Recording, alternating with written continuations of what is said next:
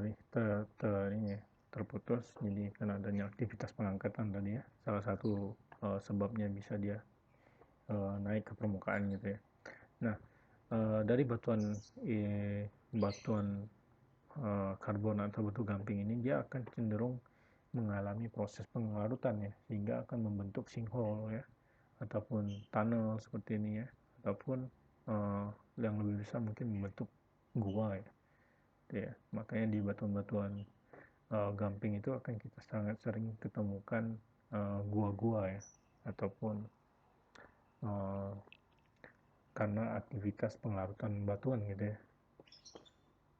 Nah, proses penglarutan ini dia tidak terjadi secara cepat ya, atau setahun, ratusan tahun, tapi mungkin prosesnya sudah sangat lama gitu ya. Mungkin dia dari awal, dari si batuan sedimen ini tersingkat, mungkin sudah mengalami proses penglarutan gitu ya.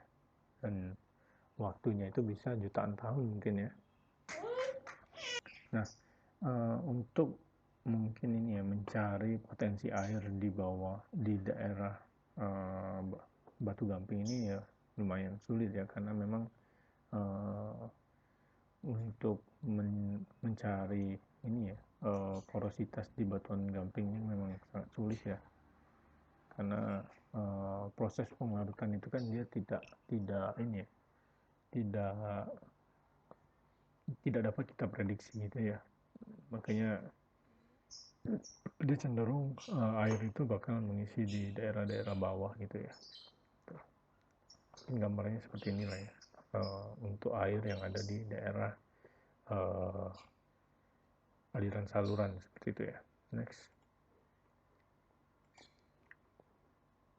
Nah, ini adalah hubungan antara aliran permukaan dan muka air tanah yang dapat kita lihat di gambar pertama. Mungkin kalau aliran permukaannya atau chargingnya itu banyak, dia akan menyebabkan muka air tanah ini ya, muka air tanah ini menjadi tinggi ya, atau mengalami kenaikan gitu ya.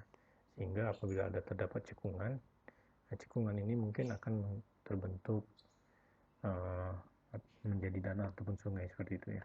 Lalu yang kedua adalah losing stream ya, apabila permukaan aliran permukaannya ini berkurang mungkin gitu ya, sehingga menyebabkan air yang awalnya berada di cekungan ini akan mengalami losing stream gitu ya, sehingga bisa menyebabkan sungainya menjadi kekeringan seperti itu ya. Nah, ini adalah yang terakhir adalah dry stream bed, apabila memang aliran permukaannya sudah sangat habis gitu ya, dan air yang ada di permukaan sudah jauh di bawah water table, sehingga menyebabkan sungainya menjadi kering seperti itu ya.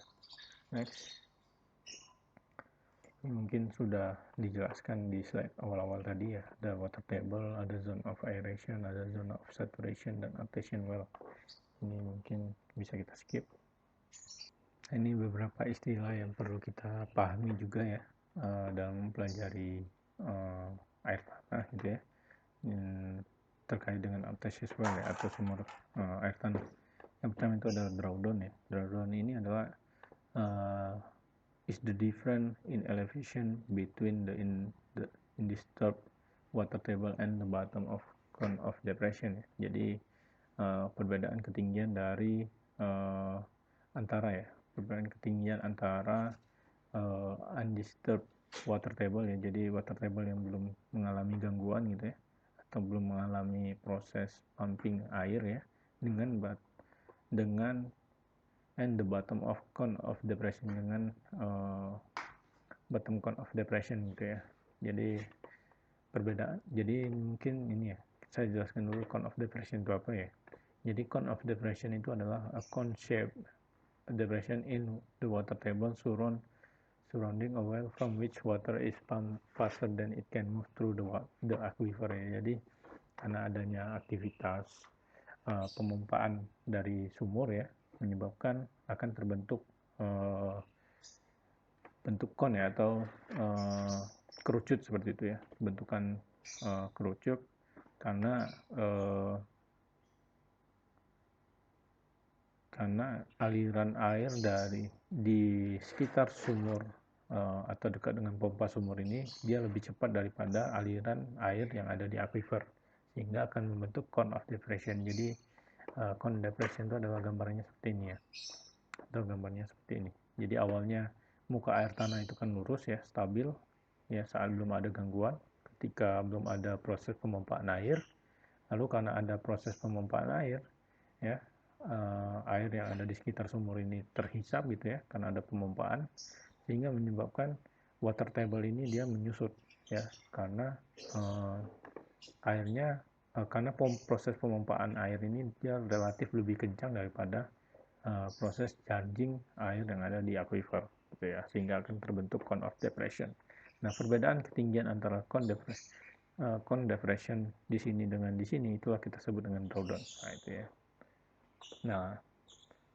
Nah, oleh karena itu sangat perlu diperhatikan ya dalam memberikan izin dalam pembuatan sumur bor gitu ya. Karena misalkan ya penggunaan sumur bor untuk industri atau perhotelan tidak boleh disamakan dengan penggunaan sumur bor oleh warga, karena biasanya mungkin dari perhotelan ataupun dari warga itu konsumsi airnya itu jauh berbeda gitu ya, sehingga kalau disamakan layernya bisa menyebabkan sumur-sumur warga ini malah akan kekeringan karena pompa dari ini kan, pompa dari sumur bor dari hotel itu kan dia pasti lebih besar ya, dan rate produksinya pasti lebih tinggi daripada pompa yang biasa digunakan warga-warga seperti itu ya. Oke, itu makanya untuk industri perhotelan ataupun pabrik itu dia akan mengambil sumur-sumur yang jauh lebih dalam ya dari lapisan yang biasa ditembus oleh sumur artesis biasanya gitu ya.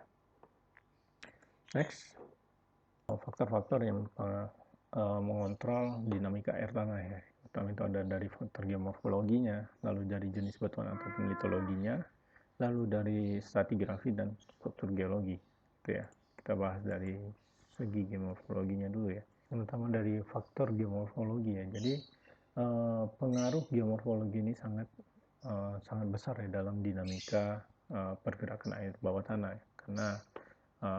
Karena di daerah yang memiliki topografi yang relatif tinggi sudah pasti akan menyebabkan pergerakan air tanah ya ke daerah yang relatif lebih rendah gitu ya, karena di daerah yang lebih tinggi kan biasanya merupakan daerah-daerah resapan ya atau zona-zona chargingnya, sehingga pergerakan air tanah biasanya berasal dari atas ke bawah ya karena adanya gaya gravitasi seperti itu ya. Nah, mungkin kalau untuk air yang ada di zona tertekan biasanya dia pasti berasal mengalir dari bawah ke atas ya karena tekanan di bawah lebih besar daripada tekanan yang ada di atas, seperti itu ya. Next. Nah, ini untuk pengaruh litologi atau jenis batuan ya. Jadi jenis batuan berbeda memiliki sifat fisik yang berbeda pula. Nah, sifat fisik yang saya maksud di sini mungkin dari segi porositas dan permeabilitasnya ya, karena sangat mempengaruhi daya hantar atau aliran dari fluida yang ada di aquifer gitu ya. Lalu sifat fisik batuan yang berbeda akan mengakibatkan perilakunya terhadap air tanah berbeda pula ya, sehingga cara pergerakan air tanah pada batuan akan berbeda pula. Nah, itu ya. Jadi mungkin contoh ya, aliran air di bawah tanah gitu ya akan berbeda dengan aliran air yang ada di batuan, karena memang sifat fisik dari si batuan itu dia relatif memiliki porositas dan permeabilitas yang lebih rendah dari tanah ataupun antar batuan ya. Misal dari batuan pasir dengan batuan lanau. Nah, karena lanau ini kan biasanya dia kayak akan matriks ya, atau dan juga ukurannya relatif lebih kecil daripada ukuran butir pasir, maka akan menyebabkan nilai porositas dan permeabilitasnya juga akan semakin rendah untuk batuan lanau, sehingga mobilitas air di batuan pasir pasti akan lebih tinggi daripada mobilitas air di batu lanau gitu ya. Jadi perbedaan batuan ya sudah pasti akan sangat mempengaruhi perbedaan ini ya dinamika air di bawah tanah gitu ya. Next. Oke, ini untuk susunan stratigrafi di suatu tempat, ini adalah pengaruh stratigrafi terhadap dinamika air tanah ya. Jadi susunan stratigrafi di suatu tempat